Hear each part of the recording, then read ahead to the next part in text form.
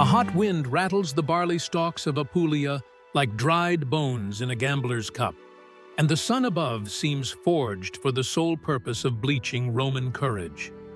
On a slight rise stands Hannibal Barca, one eye narrowed against the glare, the other sweeping a plain about to become a threshing floor for 80,000 Roman soldiers who still believe the world turns on their command. Behind him, a cosmopolitan host waits in near-perfect silence. Libyan infantry whose shields gleam like hammered obsidian, Celtic swordsmen with hair limed into ghostly spikes, swarms of Numidian horse wearing nothing but leopard skins and reckless smiles. None share a language, yet all understand the choreography about to unfold, for the Carthaginian has drilled them on fire-lit nights with pebbles, sticks, and endless repetitions of a single word: encirclement. Far off, dust boils above Roman columns, tramping to battle songs that brag of destiny, not knowing those hymns will soon stutter into a death rattle. They march shoulder to shoulder, heavier than any army before them, so confident in mass that they refuse scouting cavalry, refuse shade, refuse doubt. Hannibal cups the warm air, as if feeling the pulse of the peninsula itself, and whispers something that could be prayer or arithmetic. Somewhere, a raven croaks, an ill omen that Roman augurs would heed if they were not already accusing each other of cowardice for suggesting caution. In a few hours, the ground between these armies will drink more blood than any single sun-blasted field before it. Within a century, Cannae's slaughter will become shorthand, not just for defeat, but for the idea that genius can cage brute force and starve it of options. When evening comes and vultures spiral over heaps of shattered pila, the entire Western world will realize that an empire's shield can snap like pottery when struck at the perfect angle.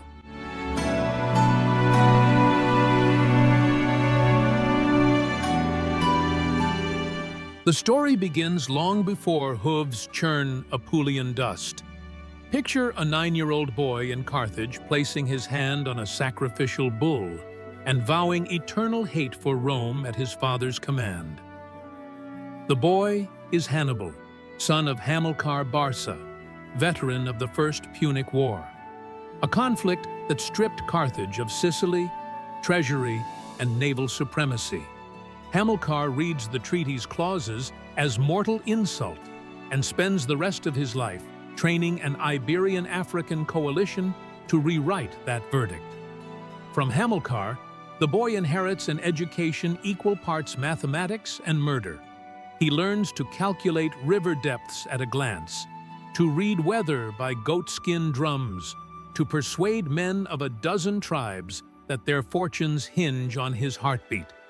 When Hamilcar dies in an ambush, Hannibal's brother-in-law, Hasdrubal the Fair, assumes command, founding New Carthage and expanding trade so aggressively Rome dispatches envoys demanding guarantees.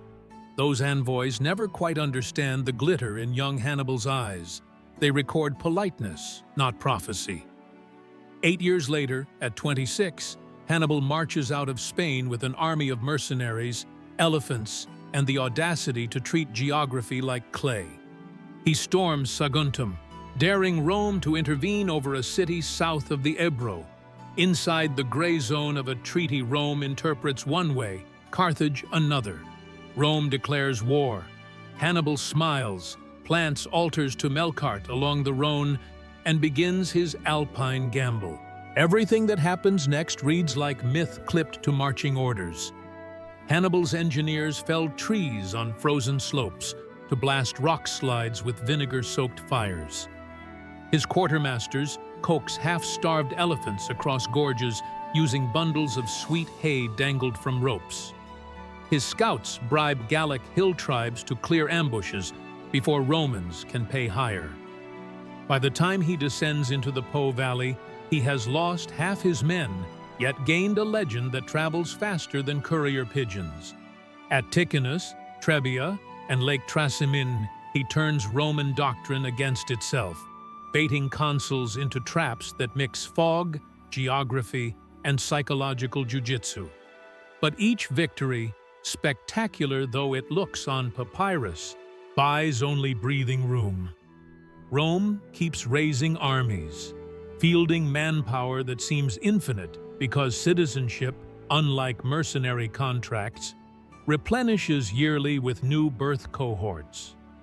When 217 BC dawns, the Senate appoints Quintus Fabius Maximus dictator, a veteran who studies Hannibal's record and prescribes avoidance, not engagement.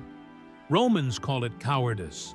Future soldiers will call it Fabian strategy. Fabius shadows Hannibal, slashes foraging parties, blocks supply lines, and refuses pitched battle. Hannibal retaliates with scorched earth and theatrical stunts, like burning campsites at night to lure Romans into fruitless pursuit, yet cannot deliver knockout blows. The duel drags so long that Roman politics, allergic to patience, rebels. In 200 in BC, consular elections elevate Lucius Aemilius Paullus and Gaius Terentius Varro, men united only by contempt for passivity. They summon every eligible citizen, slave, and allied contingent, amassing the largest army Rome has ever fielded. 8 legions doubled to unprecedented depth, plus allied alae, totaling nearly 87,000 men. Their plan is simple: use overwhelming weight to crush Hannibal's smaller force in open battle and end the war before winter closes Apulian grain routes. Hannibal receives scouting reports on the Roman buildup while encamped near Geronium. He knows numbers won't favor him. He also knows Roman generals often trade prudence for pride. So he vacates Geronium, marches southeast toward the Adriatic, then veers into the broad, windswept plains near the village of Cannae, where stands a Roman supply depot stuffed with grain harvested for legions. Seizing it provokes exactly the fury he counts on. Paullus and Varro thunder in pursuit, eager to reclaim lost stores and political credibility. The geography here is ideal: flat, open, bounded on the west by low hills shielded with thickets, on the east by the sluggish Aufidus River, its banks carved into high bluffs that channel wind like bellows. Summer heat bakes the soil into powder. Crosswinds whip dust storms that can blind men mid-charge. Hannibal positions his camp downwind of where he reckons the Romans will form, ensuring dust and sun hammer their eyes all morning. He keeps his back to a mistral that will freshen his line even as Romans choke on grit. Every yard of ground, every gust of air, is a chess square in the trap. Dawn of Sund, August breaks crimson, as though the sky previews the carnage. The Roman host wakes in 2 camps, main force west bank, cavalry east, because the Aufidus cannot supply so many mouths from one bank alone. Varro holds command for the day. Roman consuls alternate authority, another relic of Republican compromise Hannibal plans to exploit. Varro, convinced his moment for laurels has arrived, ignores Paulus's pleas to reconnoiter and orders immediate deployment. Legionaries gulp vinegared water and file into formation. Hastati front, Principes second. Triarii rear, each cohort 120 men wide. But Varro doubles the columns, stripping room between maniples to transform the legion into a battering ram 45,000 ranks deep, aimed straight at Carthage's heart. On Roman wings, mass heavy cavalry, 4,000 on the right under Paullus, mostly patrician, equites unwilling to lose jewelry in melee. 2,000 allied Italian horse under Varro on the left. They exude confidence so thick it smells like spilled wine. Far across the plain, Hannibal arranges perhaps 40,000 infantry and 10,000 cavalry in an eccentric convex arc, bulging outward toward Rome like a swollen belly daring a punch. Veteran Libyan spearmen hold the wings, their discipline disguised behind ragged cloaks captured from Romans at Trebia. Celts and Iberians form the bulging center, clashing swords on shields in a percussion meant to advertise eagerness and mask nerves. Cavalry he divides asymmetrically. On his left, near the river, 1,500 heavy Spanish and Gallic horse under Hasdrubal. On his right, 3,500 lightning-quick Numidians under Maharbal. To observers, the formation looks absurd. Thin at the flanks where Romans hit hardest, fat in the middle where Hannibal's least reliable troops stand. That absurdity is bait. A trumpet shrieks. Roman infantry surges. Pilum volleys darken the sky, and Hannibal's center steps backward in precise disorder.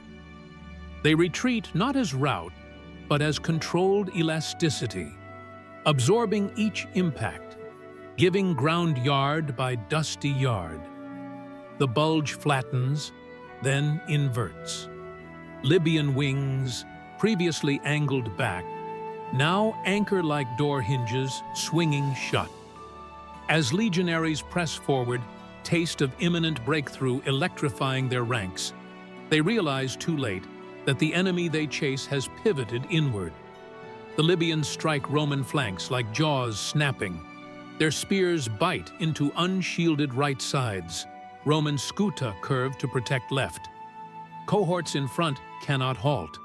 Those behind still push, compressing soldiers into a human compactor where swords have no room to lift, let alone swing. Livy later writes that men couldn't raise arms to surrender, only heads to gasp air already heavy with iron and dust. While infantry maelstrom builds, the cavalry wings decide tempo. Hasdrubal's heavier squadrons crash into Roman right with berserker fury. Horses armored in boiled leather, riders wielding long, slashing falcatas, perfect for gutting mounts or riders alike. Roman equities hold momentarily, banners snapping, but momentum belongs to Iberian chargers. Within minutes, Paullus's wing disintegrates, survivors galloping toward camp only to be hunted down. Hasdrubal doesn't pause. He wheels his squadrons behind Roman rear, thundering across still deploying triarii, smashing into Varro's allied cavalry already harassed by Numidian skirmishers.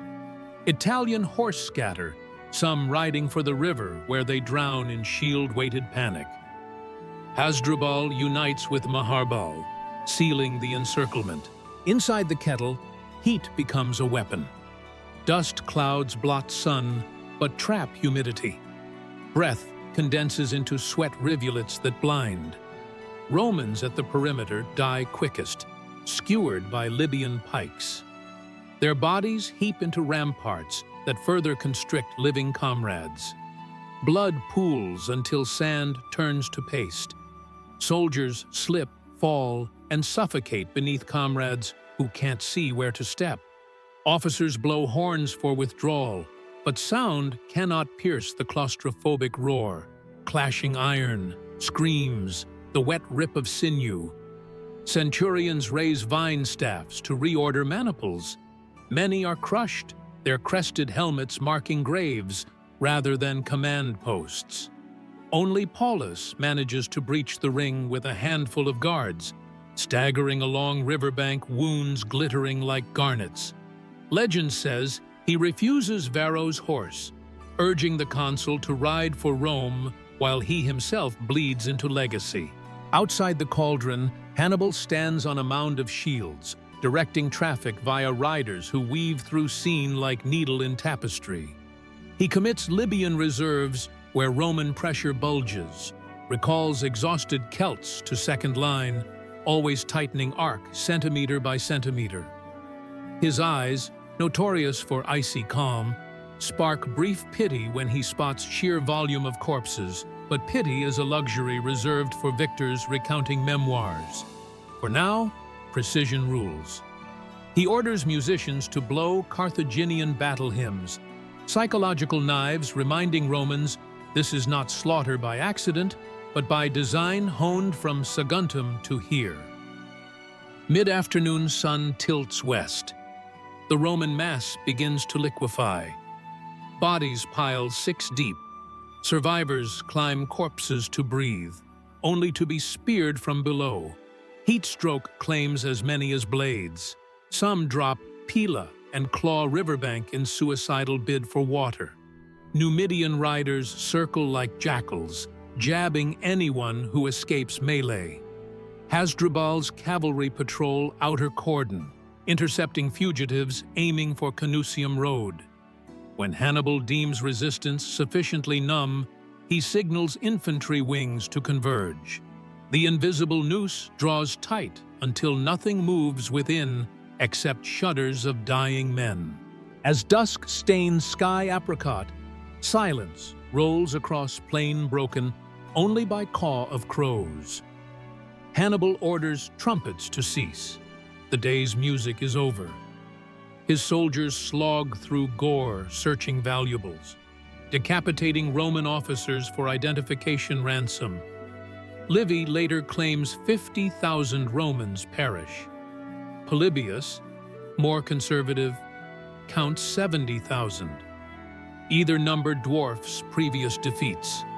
Among dead lie 80 senators, a third of Rome's legislative body. Consular lictors' fasces lie shattered like children's toys. Captured gold rings fill bushels so large Hannibal ships them to Carthage as carnival-hued proof that eagles can molt. Word reaches Rome in waves of refugees. Cavalrymen who outran Numidian pursuit. Tribunes who swam Aufidus at night. Barefoot camp followers drenched in other men's blood. Senate convenes in Temple of Apollo, its marble floor slick with panic sweat. Old patricians recall tales of Alia, where Gauls sacked city. Younger ones clutch togas as though fabric might serve as shield.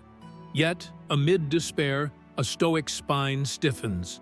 They forbid talk of negotiation, appoint Marcus Junius Pera dictator, and levy new legions sworn to heaviest oath, the sacramentum ultimum, never to retreat. Censors enroll underage boys.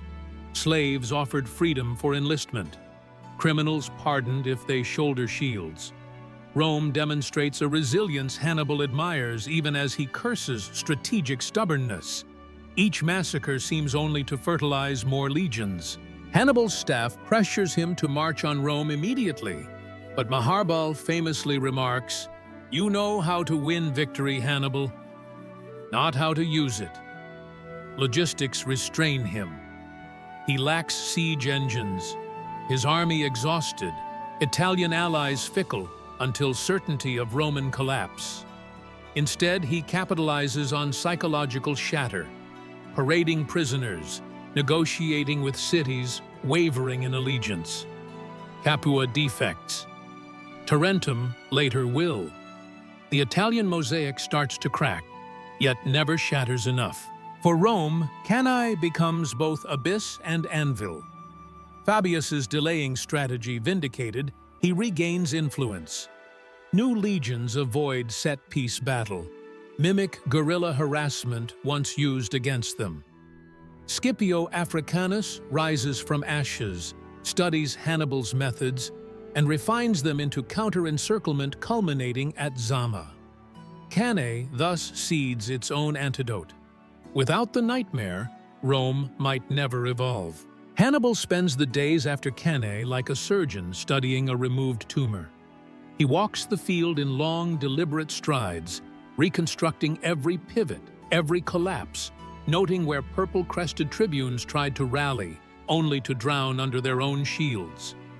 He calls Libyan officers to trace the footprints their cohorts left in the dust, so he can measure precisely when the arc inverted from bait to vice. One evening, he orders a kiln built on the battlefield. melts down a Roman aquila he has pried from the severed hand of its aquilifer, and casts the bronze into a tiny amulet shaped like an Ouroboros, the snake that devours its own tail. Because that, he tells his confidant Mago, is what happened here. Rome fed on itself while Carthage merely tightened the circle. The talisman will dangle from his neck until Zama, a private reminder that perfect victories carry paradox. They breed both awe and complacency. News of the catastrophe spreads along every military road like a plague. In Sicily, pro-Carthaginian factions throw quiet festivals, slaughtering bulls to thank Melkart for Roman humiliation. In Macedon, King Philip V sends envoys laden with amphorae of sweet wine and sharpened pikes, pledging friendship to the man who humbled the republic he fears across the Adriatic. Yet, not all is celebration. In Iberia, where Hannibal Barca oversees recruitment, native chiefs eye Carthaginian garrisons with fresh suspicion. If Hannibal becomes too powerful, will he not rule them next? Even within the Punic Senate, merchant princes grumble that Italian campaign profits are intangible, while Spanish silver mines beg for reinforcements. The ripples of Cannae, like those of an earthquake, radiate opportunity and anxiety in equal measure. Inside the Roman walls, grief hardens into policy. Senate decrees outlaw public mourning for 30 days. Tears, they rule, can wait while discipline regrows. Black-bordered togas are banned from the forum lest despair infect markets. Legions are reconstituted with an innovation born of necessity. Maniples absorb velites and hastati into mixed cohorts able to flex rather than lock. They rename these hybrids legiones canenses, a grim reclamation of shame as motivation, and assign them to the most hazardous fronts, Spain, Sicily, the Macedonian border, until service bleaches the stigma into scar tissue. Veterans speak of the transformation this way. Cannae turned Roman infantry from granite columns into braided rope, less brittle, more adaptive, still lethal. Strategically, Hannibal now faces a chessboard that tilts under his own triumph. Italian towns once eager to defect discover that Rome, though bleeding, still has claws. Any city that opens gates to Carthage must expect siege the moment Hannibal marches elsewhere. Supply convoys from Spain arrive irregularly. Winter floods render Apulian roads quagmires that swallow ox carts whole. Maharbal's disruptive Numidians exile themselves to Lucanian hills to raid Roman baggage lines, but their hit-and-run brilliance cannot feed 30,000 mouths. Hannibal courts Capua, a voluptuous city of amphitheaters and wheat fields, and wins its allegiance. Yet Capuan luxury starts dissolving Carthaginian edge. Discipline seeps away in baths scented with myrrh. Celtic captains develop taste for Campanian wine that fogs pre-dawn drills. Rome exploits every slip. Fabius resumes shadow tactics, torching Capua's crops, so Hannibal must choose between provisioning his army or defending allies. In Spain, the young Publius Cornelius Scipio executes lightning raids on Punic depots, severing the arterial flow of silver Hannibal needs to bribe Italian strongholds. When Hasdrubal attempts to march reinforcements over the Alps in 207 BC, two Roman consuls replicate Hannibal's own strategy in miniature, enveloping him at the Metaurus and sending his head south in a sack. A ghastly courier, reminding Hannibal that the enveloped can learn to envelop. Cannae's perfect geometry has become an instructional scroll for Rome, not a death sentence. Still, the psychological aftershocks echo through generations. Centuries later, Julius Caesar will pace tent floors at Pharsalus, muttering Hannibal's name, determined not to let Pompey execute a Cannae-style double-envelopment. In the Renaissance, Machiavelli will exalt the battle as object lesson in audacity, yet warn that even flawless tactics fail if grand strategy stalls. In 1806, Napoleon's corps commanders at Jena will attempt to recreate the pincer, only to discover that fog, like fate, rarely repeats configurations.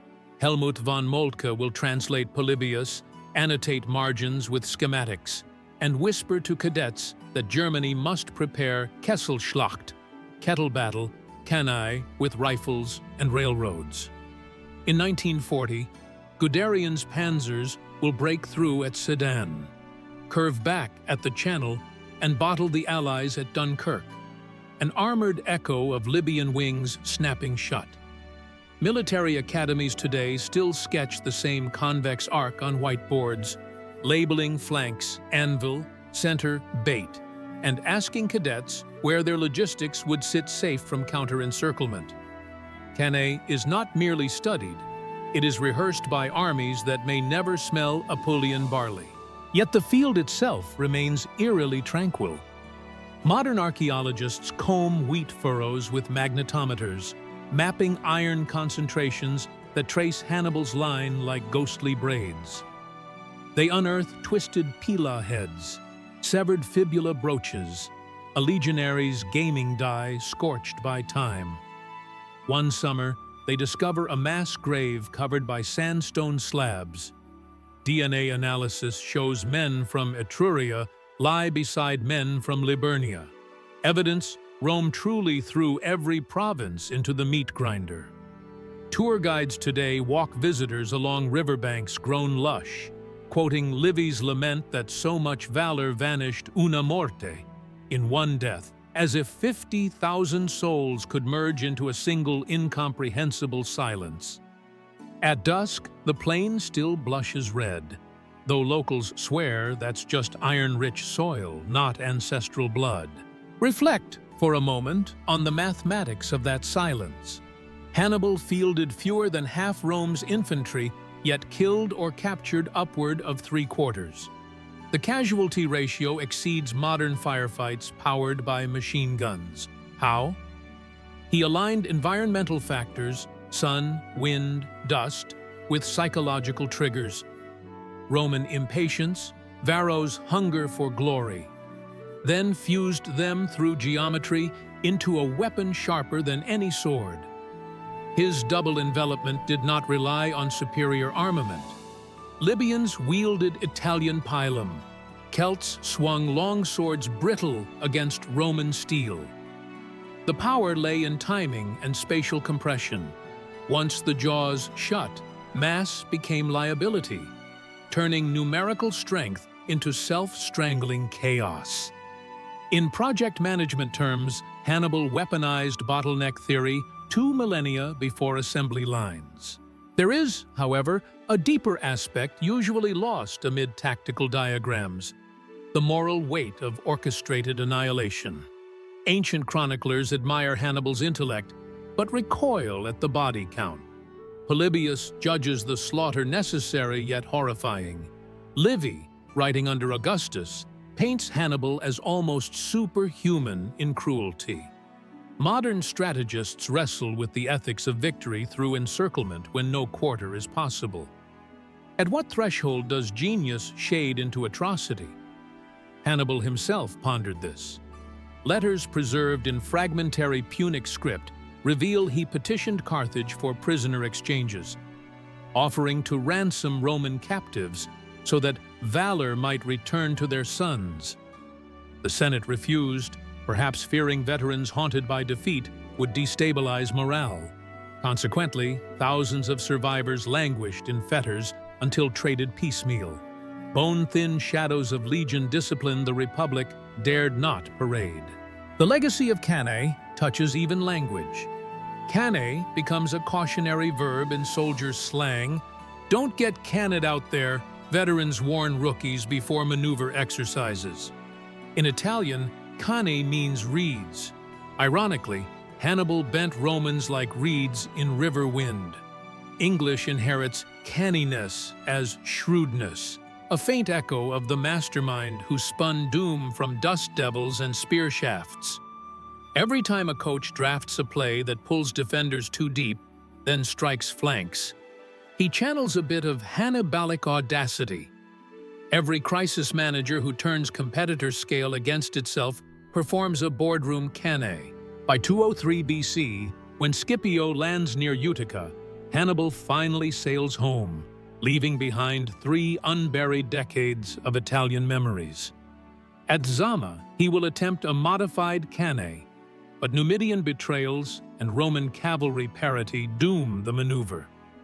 As legions cheer their revenge, Hannibal retreats into statesmanship, reforms Carthaginian finances, and later lectures Seleucid kings on how to fight Romans, advice ignored at Magnesia. He dies by his own poison to evade extradition, a mind too brilliant to let lesser men script his finale. Yet the Ouroboros amulet, lost somewhere in exile, resurfaces centuries later in a Phoenician tomb, circle unbroken, bite eternal. And Rome? Rome absorbs the trauma, files it into institutional muscle memory. Never again will its generals allow impatience to outvote reconnaissance. They will refine cavalry integration, pioneer supply depots, and eventually master the segmented manipular legion that conquers the Mediterranean. The Republic hardens into an empire precisely because Cannae exposed the fragility of consensus under stress. Augustus's autocracy promises no more Varros will squander citizen lives for vanity. In that sense, Hannibal's perfect trap midwifed the very Leviathan he sought to strangle. So the question surfaces, is a flawless tactical victory worth strategic stalemate? Hannibal bought a generation of Italian chaos, but not Carthaginian security. His art dazzles, but utility wanes when logistics fail to cash brilliance into policy. Modern leaders, military or corporate, must heed the caution. Seduction by short-term genius can bankrupt the long game. A single stunning quarter may hide supply chain rot, just as Cannae's triumph masked Hannibal's dwindling Iberian coin and wavering Numidian loyalty. Strategy is an ecosystem. Kill rates are merely weather reports. Yet dismissing Cannae as Pyrrhic oversimplifies too. It permanently scarred Rome's psyche, seeded fear that resurfaced in every Senate debate about frontier fortifications, every provincial revolt handled with disproportionate force lest another Barca arise. The empire's later brutality, Masada, the razing of Carthage itself, echoes that foundational trauma.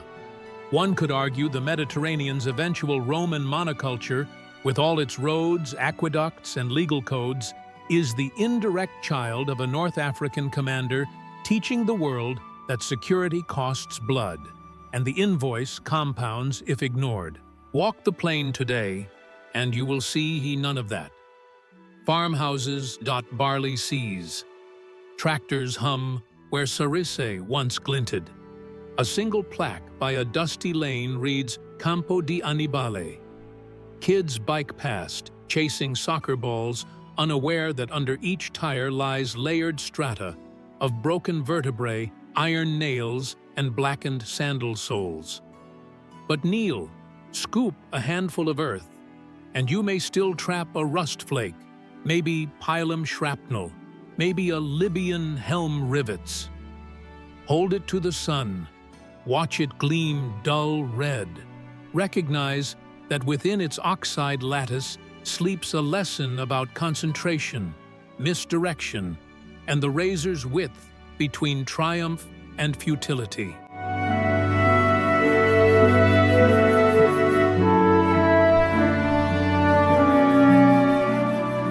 Which brings us, viewer, to this moment.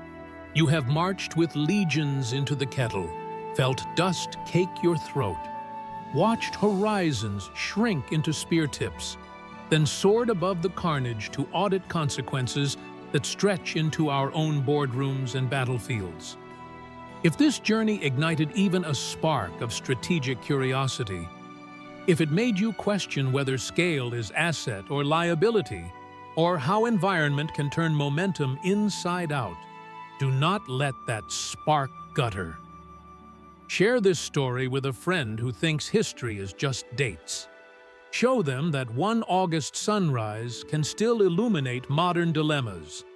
Smash the like button as decisively as a Libyan wing slamming Roman flank.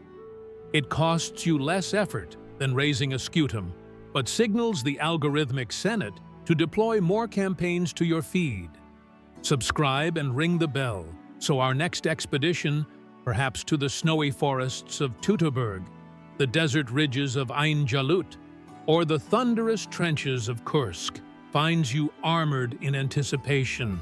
Then drop your sharpest questions below. Could Hannibal have besieged Rome? Did Varro deserve exile or execution? We read every line faster than a Numidian charge. History is not a mausoleum of dead men's mistakes. It is a live-fire training ground where curious minds forge tomorrow's tactics. March with us and never fear encirclement again. You'll know exactly where the trap begins and how to turn it inside out.